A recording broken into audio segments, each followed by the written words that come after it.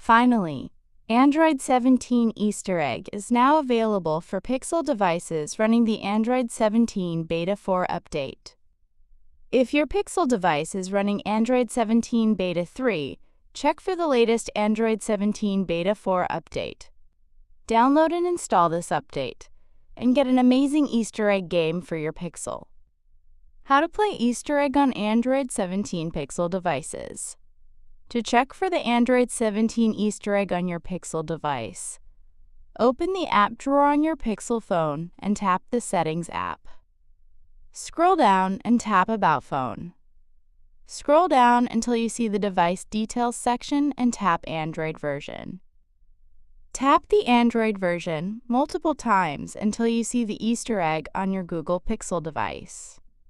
Connect the dots and enjoy the Android 17 new Easter egg game on your Google Pixel devices. That's all about the new Easter egg game on Android 17 Beta 4 for Pixel devices.